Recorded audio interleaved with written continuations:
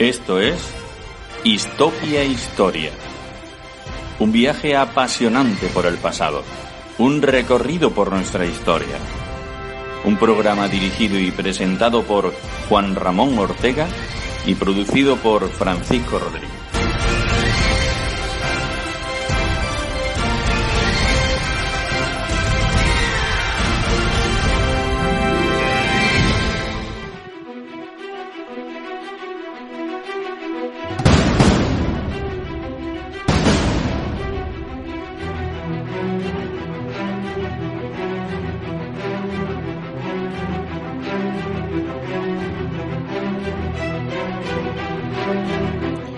Muy buenas tardes, queridos amigos, y bienvenidos una semana más a Histopia Historia.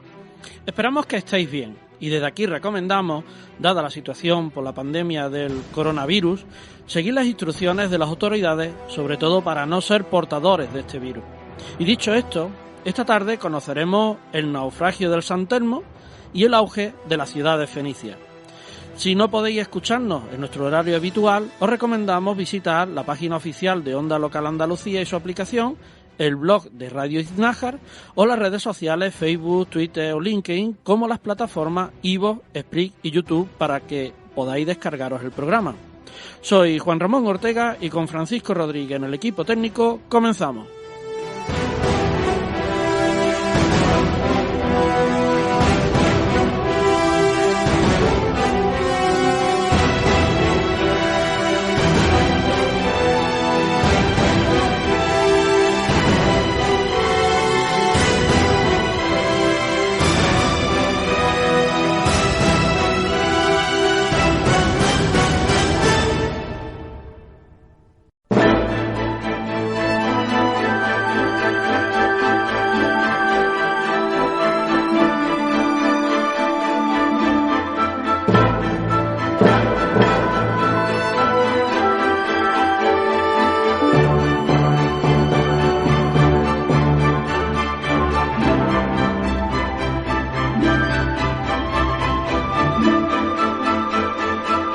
La primera historia que vamos a conocer hoy es el fatal desenlace que tuvo el navío San Telmo en las aguas turbulentas que se producen en el Cabo de Hornos, que está en la Patagonia Argentina. Y lo vamos a hacer porque parece ser que tiene que ver algo con el descubrimiento de la Antártida, y para ello hemos invitado al escritor, divulgador, científico e historiador polar Javier Cacho, que tiene una gran trayectoria como escritor, como hemos dicho, y científico en este lugar, y que ha regresado recientemente de la Antártida. Muy buenas, Javier, y bienvenido a Histopia Historia.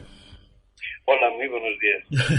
Pues buenas, Javier. Bueno, hemos dicho que ha regresado recientemente de este lugar. La primera pregunta sería que cómo es, ya que usted lo ha visitado, y que cómo está esa zona del mundo, porque ya habría que preguntar incluso por la salud del planeta. Bueno, la Antártida es un lugar fascinante. La Antártida es un lugar fascinante, es un lugar que el 99% de los que llegan allí la vez por primera vez se enamoran y desean volver a ella. Es un lugar donde estamos asistiendo a una naturaleza virgen inmaculada, muy poquito perturbada por el ser humano. Y pese a todos estos catastrofismos de derretimiento del planeta, derretimiento de los polos, bueno, la Antártida, en la zona donde en determinadas zonas de la Antártida no se nota eso en absoluto. En algunas se nota un poquito más, pero en algunas no se nota en absoluto. En cualquier caso, muchas veces es más alarmismos periodísticos que la realidad científica de lo que está ocurriendo. Luego, lo repito, es un sitio muy atractivo y que te deja siempre la melancolía de querer volver una y otra vez a disfrutar del silencio, de la paz, de la profundidad y de esa atmósfera especial que se vive en la Antártida, de solidaridad y de espíritu de equipo. Fíjese, nos ha contado una cosa completamente distinta para los que escuchamos las noticias, como usted bien dice. Bueno, pero nosotros vamos a hablar de historia, Javier. Usted recientemente ha escrito un artículo para National Geographic hablando sobre el navío San Telmo y que parece ser que estuviera relacionado con el descubrimiento de la Antártida. Pero para que llegara un navío allí sobre esa época, 1700 y algo, ¿a qué se dedicaba este navío español, el San Telmo? Pues español formaba parte de una flota, era el buque insignia de una flota que se dirigía a Perú para intentar evitar la sublevación de las colonias. Estamos hablando de comienzos del siglo XIX. España ya había perdido todo lo que ahora es Chile, y el virreinato del Perú corría la misma suerte. Entonces el gobierno español mandó una flota de barcos, dirigida, como ya decía, por el San Telmo. Era un barco muy poderoso, un barco con 74 cañones, que así dicho suena como, quizá ahora no nos dice nada, pero sería como el equivalente de un portaaviones. En crisis ahora en el mundo, y de repente Estados Unidos o Rusia desplaza un portaaviones. Cuando se desplaza un portaaviones se desplazó una gran flota. Bueno, pues desplazó una gran flota al mando de este navío, para intentar aplacar esta sublevación. Llevaba dos cosas importantes.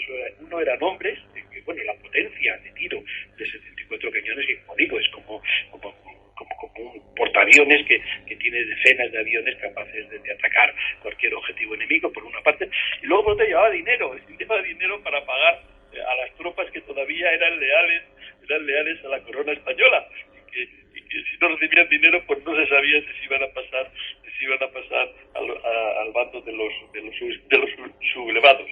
Bueno, se dirigía toda esta flota hacia Perú y hacia Lima, y claro, tenía que pasar del Atlántico al Pacífico, por lo tanto doblar ese famoso Cabo de Hornos, que está en el extremo de Tierra del Fuego, el extremo sur de la Patagonia, y que como siempre es terrible, más ahora todavía es terrible, pero mucho más en aquellos momentos para los barcos de vela. Se enfrentaban con vientos huracanados, con borrascas y por lo tanto tempestades una tras de otra. En aquella época había barcos que tardaban un mes en cruzarlo, en doblar el Cabo de Hornos, un mes, pero prácticamente cuando estaban a punto de doblarlo, a punto de llegar al Pacífico y salir de esos vientos y corrientes en contra, les llegaba una gran tormenta y les hacía retroceder y volver a empezar. Era como el juego de la oca, del laberinto al frente, y tenían que volver a empezar. Bueno, pues en ese proceso les pilló unas tormentas tremendas. Todos los barcos sufren los efectos de las tempestades, pero en particular en San Telmo, que pierde, tiene daños en el timón, pierde pierde parte de los dos aparejos. Hay otro barco que intenta rescatarle, intenta ayudarle, le lanza maromas, intenta remolcarle para intentar salvarle de la situación, pero el mar está tan fuerte, los vientos son tan tremendos que rompen las maromas y en un momento determinado deben desaparecer. Los vientos le separan. El barco puede ayudarle, le separan los vientos y ya está, y se queda solo. Entonces, el momento que le separan los vientos, pues este barco fija la latitud y la longitud aproximada del punto donde se encuentran. Y bueno, efectivamente los barcos que lo acompañaban consiguen llegar a puerto, a saberse salvos, pero del San Telmo nunca volvió a saberse más. Entonces, bueno, pues cuando pasó el tiempo, pues le declararon por perdido al barco y hasta nunca se supo que había sido de él. Nunca hubo ningún superviviente del San Telmo. El barco se dio por perdido y ya está. Y entonces, ¿qué ocurrió? Cuando pasó muy poquito tiempo, realmente no pasó más que un año, escasamente un año, o escasamente incluso unos meses, pues se descubren las islas antárticas. Pues las islas antárticas están a 100 kilómetros de la península antártica y por tanto de la Antártida, y entonces se ve que la longitud y la latitud, la posición geográfica del último avistamiento de San Telmo es muy próxima a esas islas. De hecho, los barcos foqueros, los barcos que van a la caza de focas y que llegan a esas islas inmediatamente después, meses después, encuentran restos de San Telmo.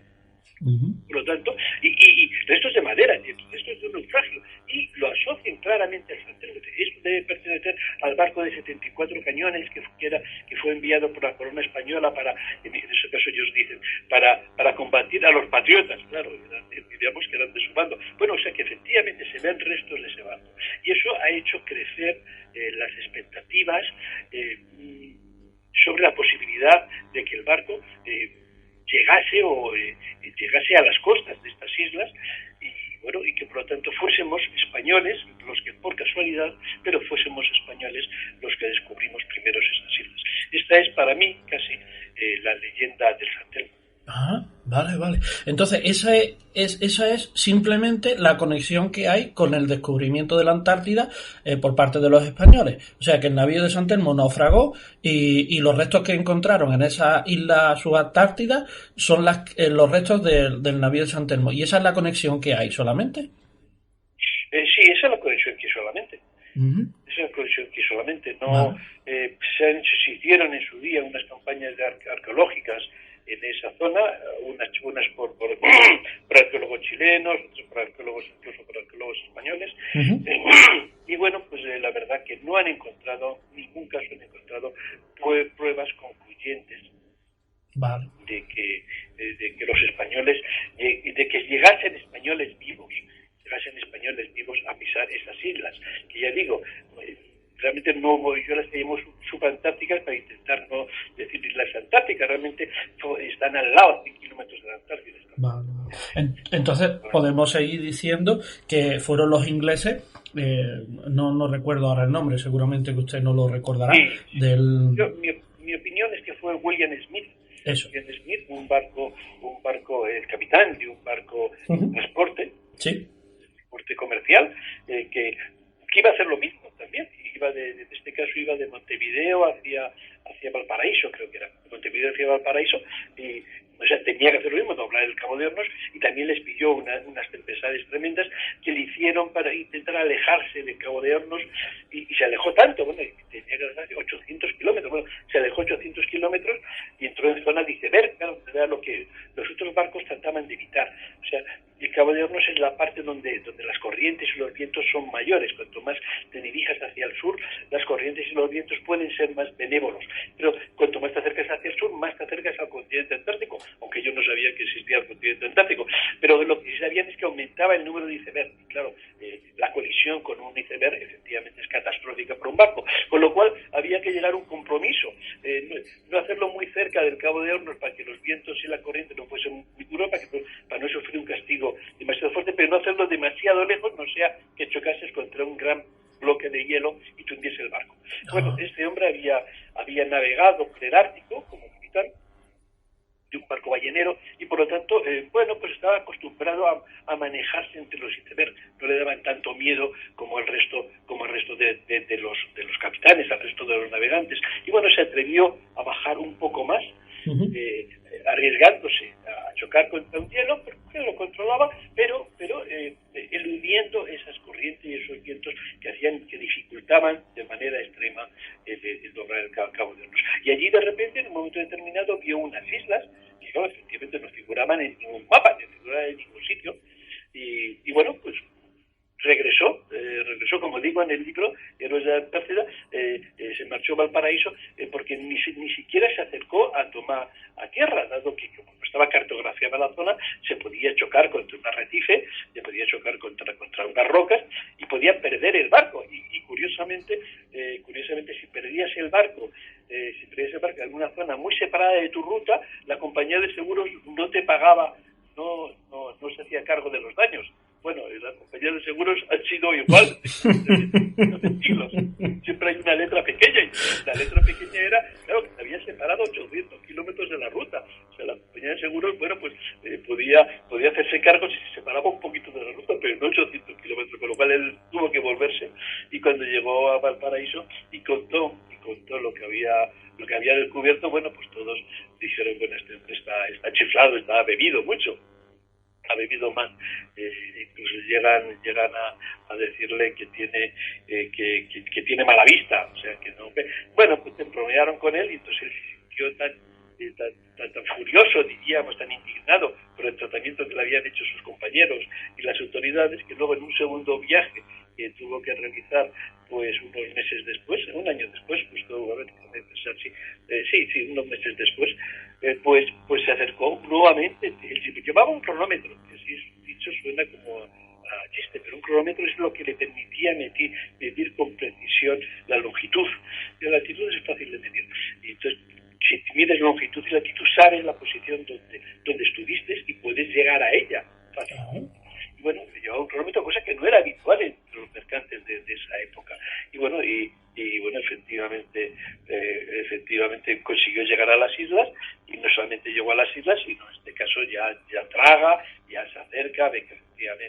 el fondo está muy cerca de la superficie, luego eran claramente islas, incluso llega a bajar a las islas y tomar posesión de ellas. Bueno, y ya después de eso, cuando volvió al paraíso con esas noticias, ya le tienen que hacer caso y ya mandan un barco las autoridades inglesas.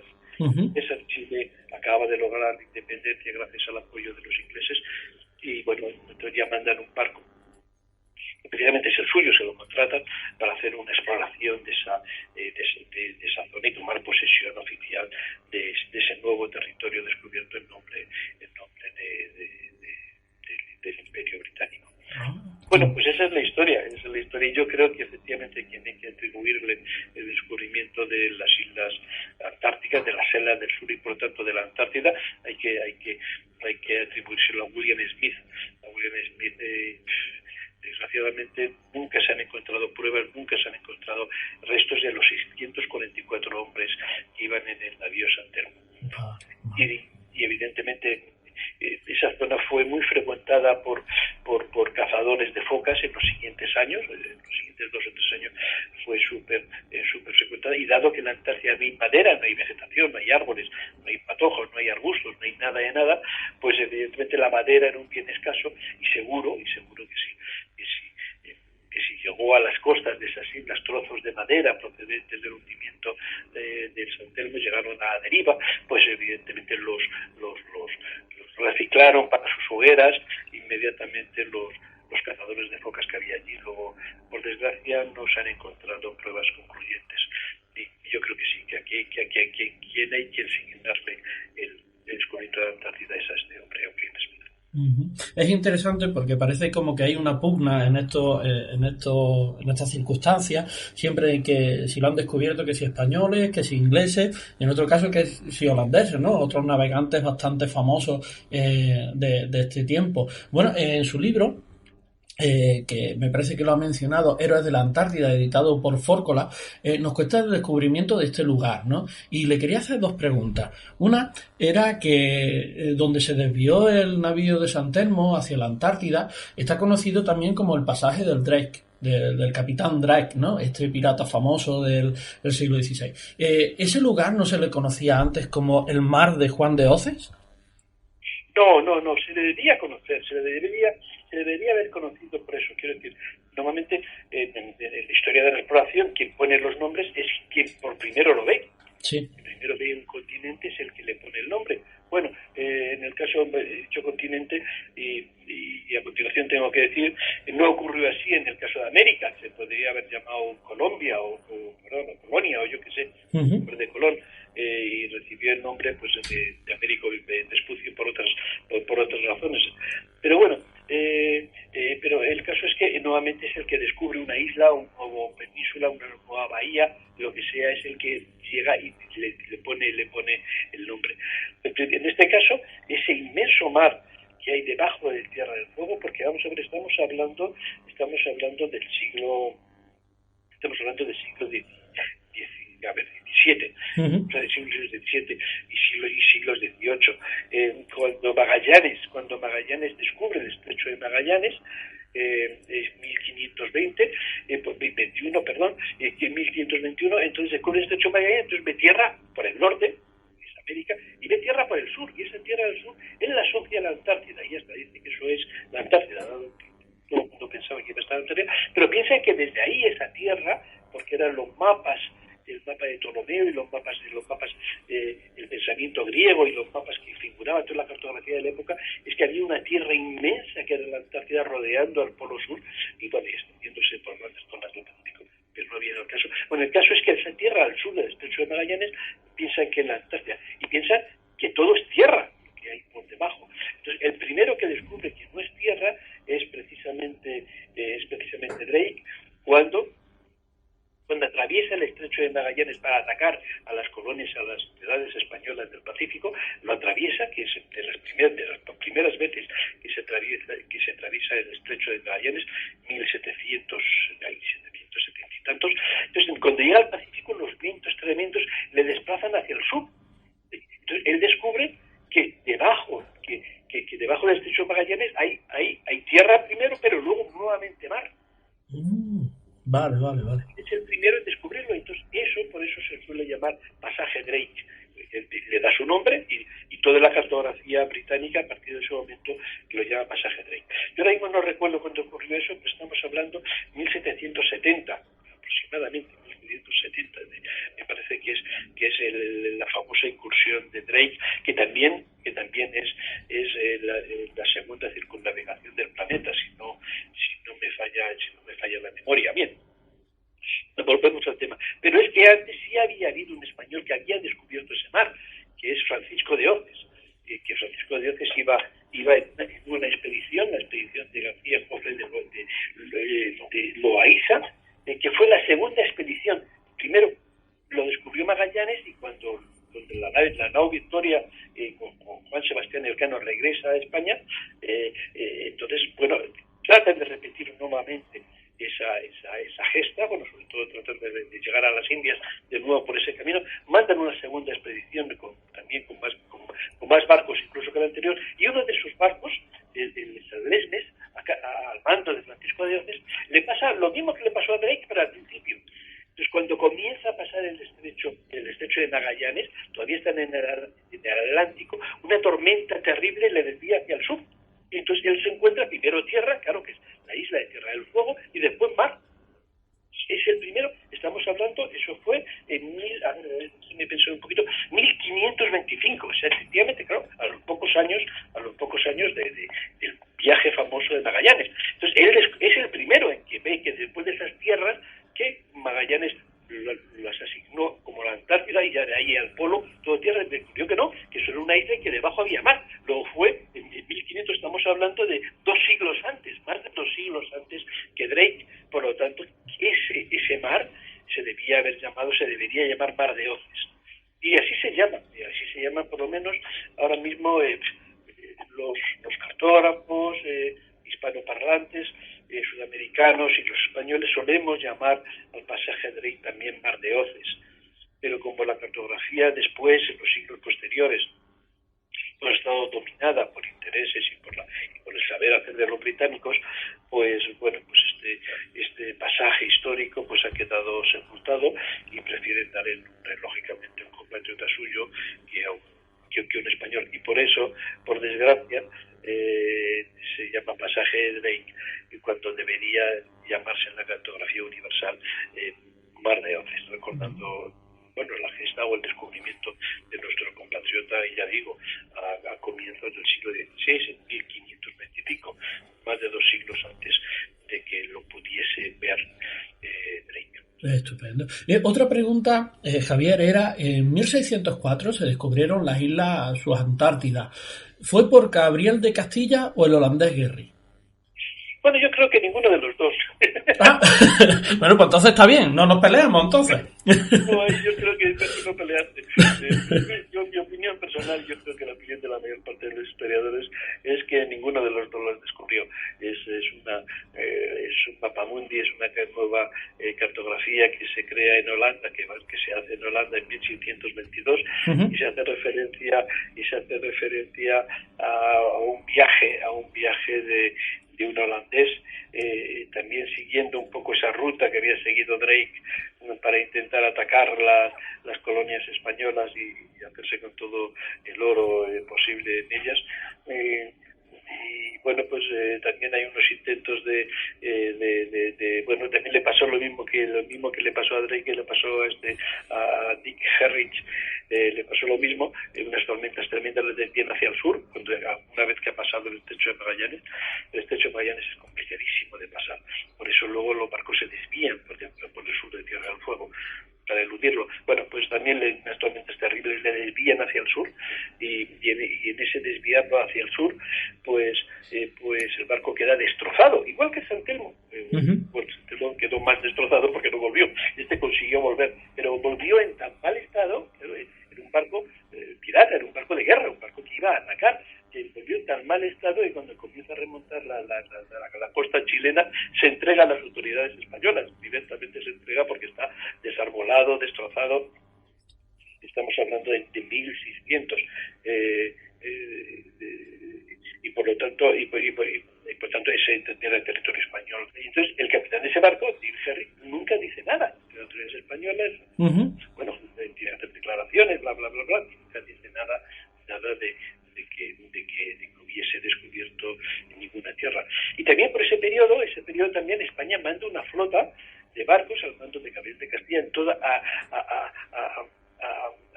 recorrer toda, de guardia, a recorrer toda la zona del estrecho de Magallanes, la costa pacífica, para el caso de que se quieran otros invasores, otros piratas quieran entrar al Pacífico para detectarlos. Y ya digo, manda la flota de Gabriel de Castilla. Gabriel de Castilla está recorriendo esa zona sin encontrarse ni enemigos ni no enemigos, no encuentra nada de nada durante un año, y luego vuelve y tampoco dice haber visto nada. Ha sido un placer que nos hayas visitado, que hayas apartado de tu tiempo para contarnos esta historia tan interesante de esta zona, posiblemente muy desconocida para muchos. Muchas gracias por haberme brindado estos minutos. Muchas gracias a usted. Onda local de Andalucía.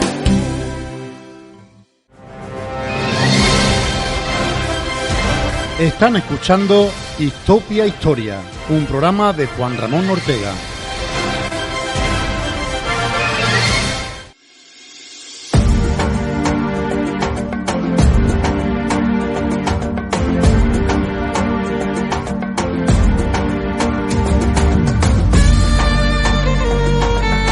Ahora vamos a conocer otra historia y bastante interesante, porque todos conocemos ciudades fenicias, hablamos de los fenicios, hay, por ejemplo, restos arqueológicos fenicios, pero nos gustaría saber un poquito más sobre el origen, cómo comenzaron y cuáles son algunas de las ciudades más importantes y cuál fue su auge, es decir, a cuándo llegaron a ser las más importantes.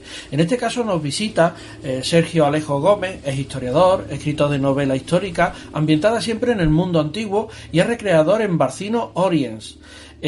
Muy buenas, Sergio, y bienvenido a Histopia Historia. Hola, ¿qué tal? Gracias por invitarme. Bueno, gracias aquí contigo.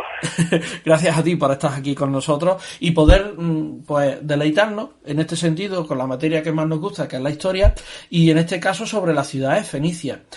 Como he introducido, podemos conocer siempre hay algo de Fenicio, ¿no? Y nos gustaría que tú nos comentaras cómo comenzaron estas ciudades o a qué se debe que se comenzara ese nombre Fenicio. Bueno, primero, si te parece, ubicaremos un poco a tus oyentes en la zona donde se levantaban esas ciudades fenicias, que es importante también para que se sitúen en el mapa, que eso siempre es interesantísimo, pues a la hora de empezar a hablar sobre un tema, pues que el oyente pueda marcar un punto geográfico para poderse ubicar, ¿no? Perfecto. Y estas ciudades fenicias eran unas ciudades de origen cananeo que se levantaban en las costas de lo que sería el actual Líbano, Israel, Palestina y Siria, ¿no? Es una zona bastante, actualmente bastante conflictiva. Es una zona donde la actualidad, por desgracia, siempre nos lleva porque es una zona de constante conflicto, pero en ese momento, en esa antigüedad, estamos hablando quizás a partir del siglo XII, siglo XI antes de Cristo, imagínate lo lejos que nos vamos. Es una organización diferente, y estas pequeñas ciudades, porque podríamos hablar de ciudades-estado, similares a las polis griegas, la organización sería similar, independientes las unas de las otras, pero con intereses comunes, como por ejemplo el comercio, costumbres como la religión, el tema del sistema de gobierno inicial, que sería, por ejemplo, el monárquico. Pues todas estas ciudades se levantaban en esa franja del Levante, en lo que es hoy, ya te he dicho, Líbano, Israel, Palestina, Siria, un poquito esa zona.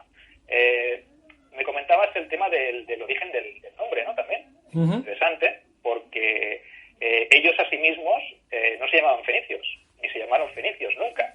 Ellos eran de origen cananeo, ya lo hemos dicho antes, y se llamaban Kenaani, en su idioma, en el idioma cananeo, que se parece bastante al término cananeo, como puedes ver, ¿no? Sí. ¿Y quién fue? Dime. No, te estaba escuchando. Ah. No, tú interrumpe cuando veas, porque yo cuando me embalo, cuando empiezo a hablar, a veces suelto aquí No te preocupes. Horas y horas, y tú córtame sin problema. No te preocupes. Es interesante. Entonces, el nombre fenicio se lo hemos puesto nosotros. Bueno, no nosotros directamente, sino sí, los griegos. Bueno. Los griegos antiguos. Ajá. Los griegos clásicos fueron los que les pusieron el nombre de Poiniques o púnicos, que deriva todo esto de los púnicos, que serán los posteriores cartagineses. El imperio cartaginés, ya hablaremos después si te parece, Sí. es de origen fenicio, porque los habitantes o los fundadores de esa Cartago inicial fueron originarios de Tiro, que era una ciudad de Fenicia. Pero bueno, fueron los griegos los que les pusieron esos nombres, y el nombre es extraño porque hace referencia al color púrpura o rojizo, así que tenían las túnicas que llevaban estos cananeos. Es un color poco común, como tinte, era bastante caro de obtener, y estaba, pues, podríamos decir, para las élites, para la gente rica. Si te fijas, será el posterior púrpura que llevarán los emperadores romanos, por ejemplo, o los senadores, esos ribetes que llevaban en las togas. Entonces, se extraía de una especie de molusco tipo mejillón llamado múrice, que en latín era el murex, y que era muy abundante en la zona de Fenicia, aunque se podía encontrar también en otras partes del Mediterráneo. Y de ahí, pues, los griegos les pusieron el nombre de foiniques, y, bueno, se les ha quedado así.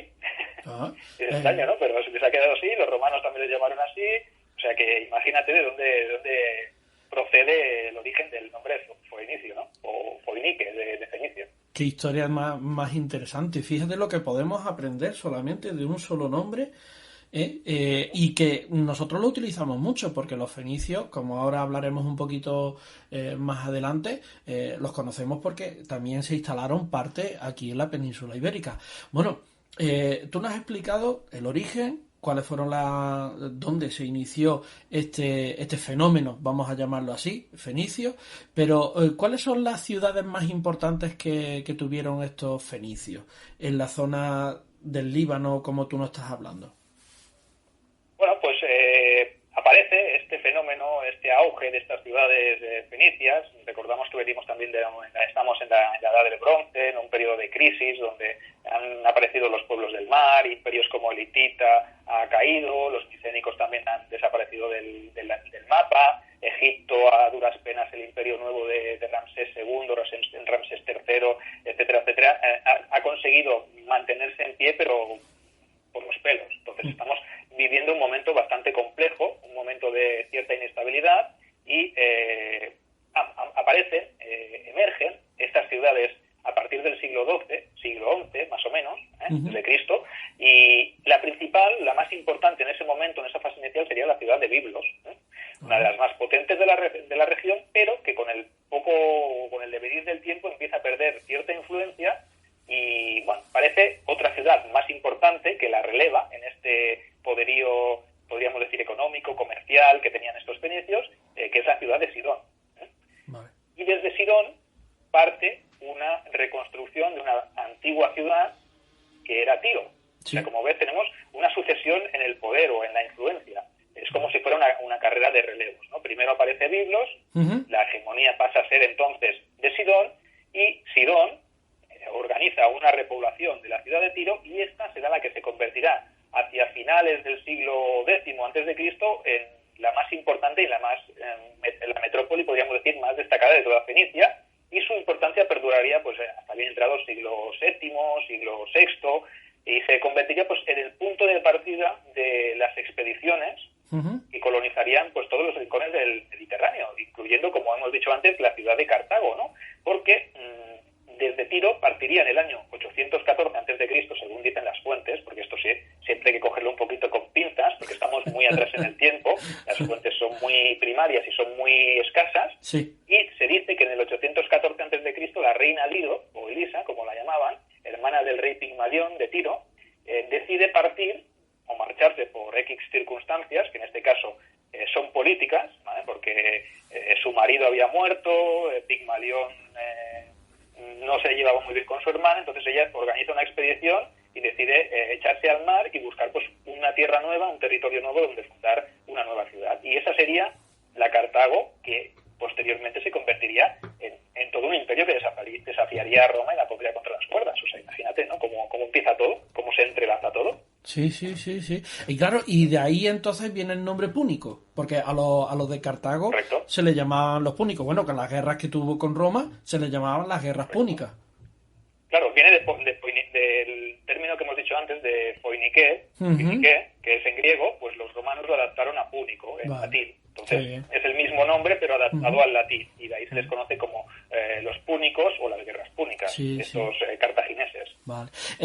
Tiro, la ciudad de Tiro, la que tú estás hablando, fue la que le costó tanto trabajo conquistar Alejandro, ¿no? Alejandro Magno. Correcto, Vale.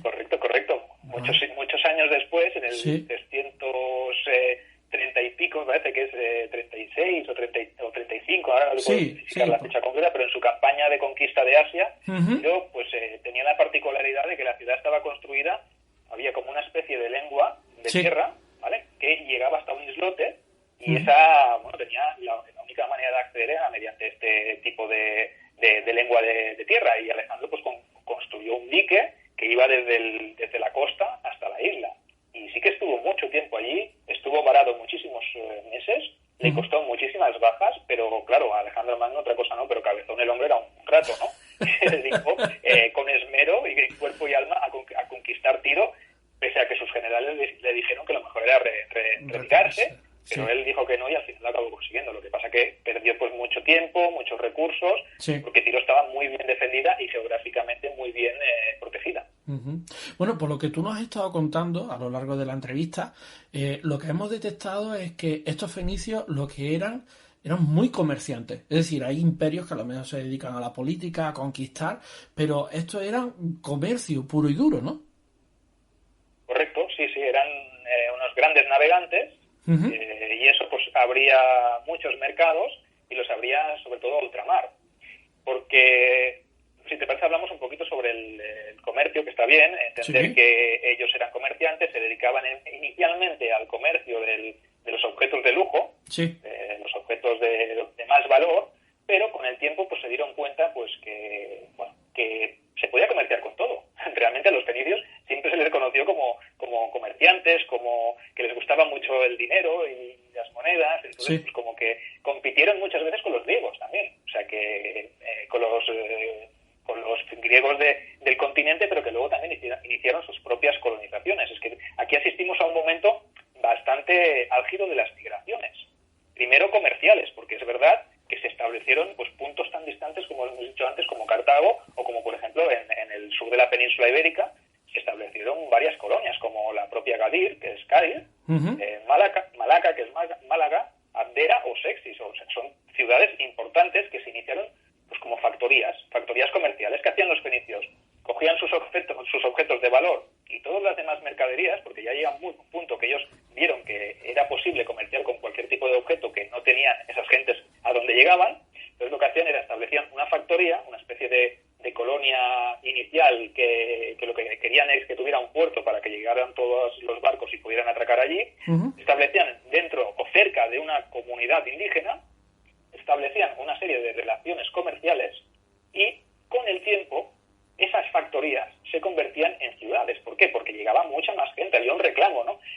Llegaba gente de esas ciudades fenicias distantes, del otro lado del Mediterráneo, y se establecían allí, porque también asistimos a un problema que siempre se ha dado, ¿no?, desde los albores de la humanidad, y es la falta de recursos, el aumento demográfico, la falta de espacio en la propia zona del Líbano, donde se levantaron estas ciudades, que obligaron a mucha gente, sobre todo a la gente que menos tenía, a buscarse la vida en otros puntos distantes del mar. Ujú. Pues, lo mismo hicieron los griegos, porque es el mismo fenómeno por el cual los griegos deciden hacerse a la mar y establecer nuevos asentamientos. En este caso, fenicios y griegos compitieron un poquito, podríamos decir, sanamente inicialmente, por el control de los mares y de las factorías y de los enclaves comerciales, y con el tiempo pues también llegarían a las manos, porque Sí. hay conflictos por la parte de Sicilia, Córcega, que derivan pues eso en las viejas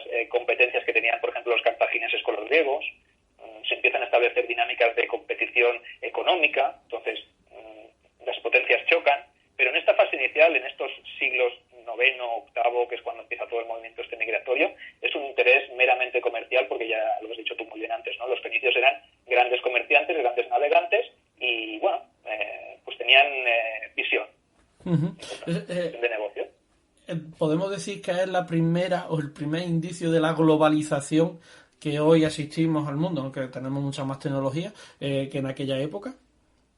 Bueno, es una globalización, pero en cierto modo, porque cuando tú estableces una factoría, muchas veces, o una colonia, inicialmente una factoría, luego se establece como una colonia, muchas veces esas colonias son totalmente independientes de la metrópolis. O sea que yo, por mucho que me venga de Tiro y me asiente en Cartago, yo no le rindo cuentas a Tiro. Entonces yo establezco mi propio punto de control hasta el punto en que, por ejemplo, Cartago se convierte en un imperio propio. O sea, es una ciudad o es un asentamiento colonial de ciudadanos de Tiro, pero imagínate tú el imperio que llega a crear, un imperio propio, y en ningún momento le rinde cuentas a su metrópolis. O sea que parece que hay una globalización, pero es más que nada unas relaciones comerciales individuales de esas propias factorías que empiezan a convertirse o a establecer una especie de núcleo a su alrededor donde aparecen esas relaciones comerciales. Pero ya te digo, es que los griegos también funcionaban así, ¿eh? Muchas veces cuando los griegos colonizaban las costas distantes del Mediterráneo, tampoco rendían cuentas a sus metrópolis de origen. Muchas veces se creaban organismos de control, asambleas, regímenes oligárquicos, lo que fuera, consejos de ancianos, lo que fuera, pero muchas veces, la mayoría, ya te digo, eran independientes de sus ciudades originales. Entonces, la globalización sí, porque eran fenicios, pero no porque rindieran cuentas a la otra punta del Mediterráneo, ¿no? No sé si me explico un poquito Sí, básicamente entonces es la idea de que ellos partían y formaban colonias, pero eran completamente distintas. Es una forma completamente distinta a lo que nosotros tenemos por colonización, que es que tú llegas a un sitio, pero ese sitio depende de ti, ¿no? Claro. Vale, perfecto. Inicialmente quizás no depende, porque tú estableces unos lazos de relaciones comerciales iniciales con las comunidades indígenas. Sí. Pues sí que es verdad que con el tiempo pues se establecen relaciones más, podríamos decir, más estables, y es cuando aparecen pues los núcleos, pequeños enclaves, comienzan a convertirse en ciudades. Entonces ya sí que hay una coexistencia, la siguiente generación ya está más adaptada a la comunidad indígena, o los indígenas aprenden el alfabeto fenicio, o intercambian productos que son de primera necesidad con los fenicios, se establecen unas relaciones más, podríamos decir, estables, y ya sí que parece que hay como una simbiosis, por decirlo así. Vale. Bueno, y me imagino que entonces entre ellos, entre todas estas ciudades, aunque fueran todas independientes una de otra y no rindieran cuentas a la principal, ¿no? Podríamos decir, que era la que habría mandado la expedición, me supongo que lo que intercambiarían serían productos autóctonos de la zona. Es decir, si de la península ibérica, me supongo que habría unos productos que en otros sitios no lo tendrían, y entre ellos comercializaban y podrían así llegar a tener esa red o esa ruta de comercio que existían, ¿no? Correcto, sí, es que se intercambian, pues lógicamente cuando tú llevas un producto, normalmente para que sea eficaz el comercio o la transacción, lo que tienes que ofrecerle a esas personas es algo que ellos no tengan. Vale. Tú lo que buscas es obtener algo que tú no tienes. Entonces, inicialmente estas factorías se establecían con este sistema: yo llevo estos objetos que produzco. Por ejemplo, sabemos que los fenicios eran comerciantes y llevaban pues desde muebles, vestidos de lana y lino, teñidos con el múrex, con el uso púrpura, pasando por estatuillas, cuencos, platos y jarros, por ejemplo, de bronce y plata, joyería, metales nobles, vidrio, o sea, un montón de cosas. Y ellos pues a lo mejor obtenían pues hierro o estaño o cosas que no se podían obtener en su zona, o madera, por ejemplo, que la madera es un bien preciado, pero escaso en según qué zonas del Levante en esos momentos, ¿no? Entonces, tienes una limitación porque las ciudades fenicias del momento quizás estaban poquito apretadas por el yugo de los asirios, de los persas, de las potencias más importantes de la zona, que podemos decir que con el paso del tiempo pues se van imponiendo y las van incluyendo dentro de su propia órbita. Pero la ventaja que los fenicios respecto a otros estados o a otras ciudades que fueron absorbidas por estos gigantes de la antigüedad, pues es que eran buenos comerciantes y que eran muy buenos haciendo lo suyo. Entonces, mientras ellos pagasen su tributo su tributo correspondiente al emperador persa o al emperador asirio o al que fuera, se les dejaba hacer. Y obviamente, pues esas ciudades lejanas de la península ibérica, de Córcega o de Sicilia, esas ciudades no dependían del imperio persa o del imperio asirio.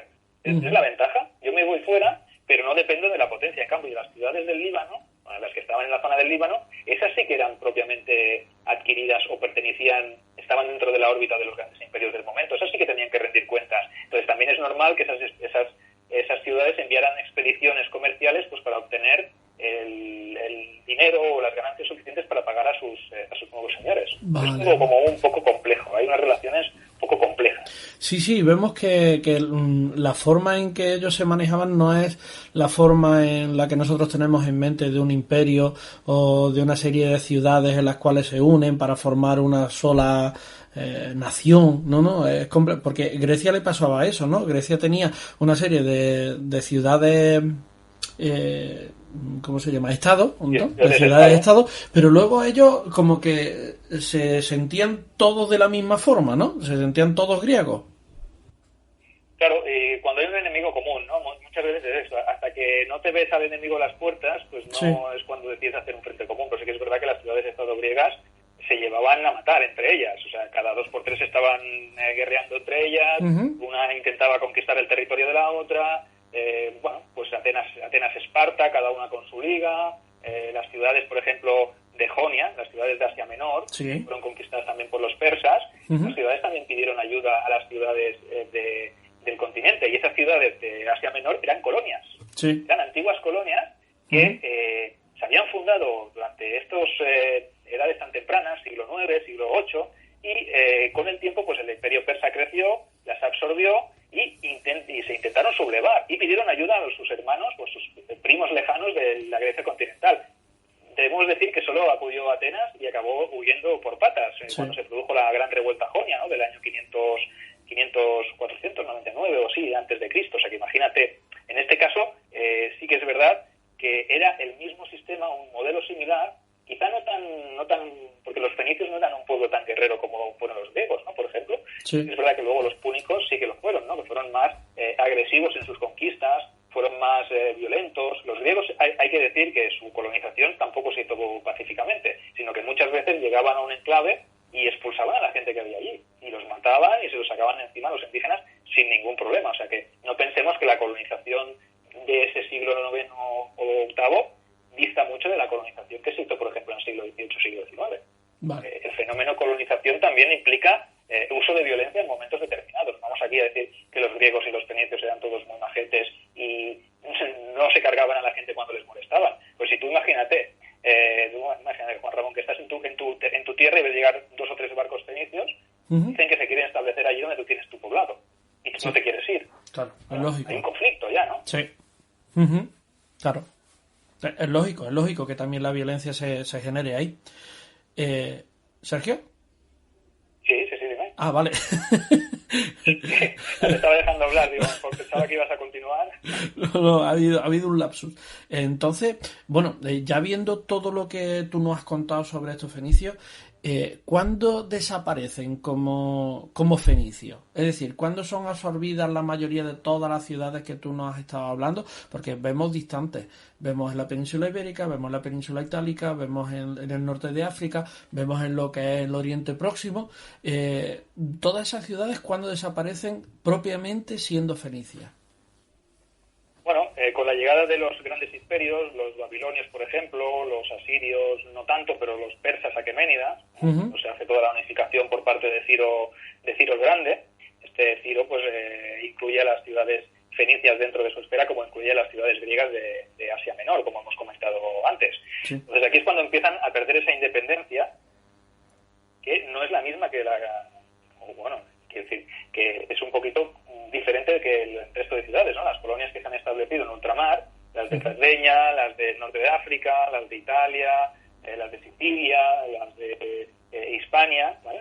España, la Iberia de griega, pues en estos momentos forman un poquito diferente, ¿no? Es una manera de gobernarse y de regirse diferente. Evidentemente Cartago va por libre, porque es verdad que Cartago lo que acabará es haciendo o quedándose pues con todas las colonias que había en la zona occidental de la isla de Sicilia. Ahí entrará en conflicto con los griegos, porque habrá, podríamos decir, lucha por el control de Sicilia entre griegos y cartagineses.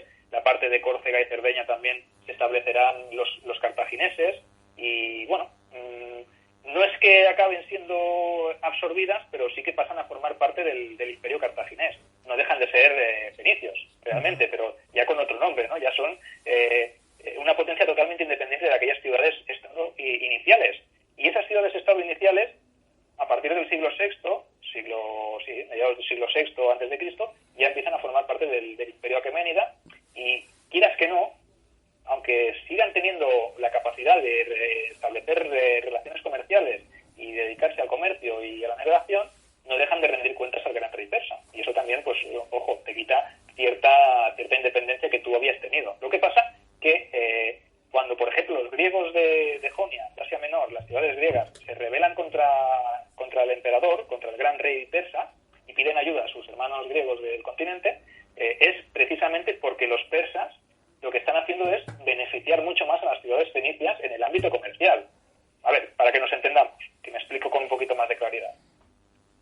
El rey persa invade la zona de Jonia y la zona del Levante. Uh-huh. Las ciudades fenicias y las ciudades griegas pasan a ser parte del imperio persa aqueménida. Sí. Pero, ¿qué pasa? Que les tienen que rendir tributos, les tienen que pagar impuestos, etcétera, etcétera, ¿no? Esto es lógico. Pero, ¿qué pasa? Que este gran rey lo que hace es beneficiar comercialmente y económicamente a las ciudades fenicias, en detrimento de las ciudades griegas. Y esto, quizá, pues, acompañado de la subida de impuestos y de todo esto, lo que hace es hartar un poquito a las ciudades griegas que deciden luchar por su independencia, que eso los fenicios nunca lo hicieron. O sea que yo pienso que no estarían tan mal bajo el yugo de los persas. Entonces, como ves, hay como una diferencia. No dejas de ser parte de un imperio importante, pero tienes cierta libertad para poder maniobrar y moverte. Esto siempre teniendo en cuenta que estamos hablando de esas 4, 5, 6 o 7 ciudades iniciales, que son las de la zona del Líbano. Bueno. Los cartagineses yo ya no los cuento a estas alturas de la historia. Uh-huh. Claro, es lógico. Pues, Sergio, ha sido un placer que hayas estado aquí con nosotros. El tiempo en la radio, como siempre, es limitado, pero la verdad que hemos disfrutado mucho de poder aprender más acerca de estas ciudades. Y fíjate, el concepto que a lo mejor teníamos de los fenicios, pues seguramente que nos habrá cambiado en los matices que tú nos has explicado a lo largo de la entrevista. Muchísimas gracias por estar aquí con nosotros y esperamos escucharte de nuevo para poder hablar de más historia y que podamos seguir aprendiendo. Un placer, Juan Ramón. Muchas gracias por invitarme y aquí me tienes para lo que necesites.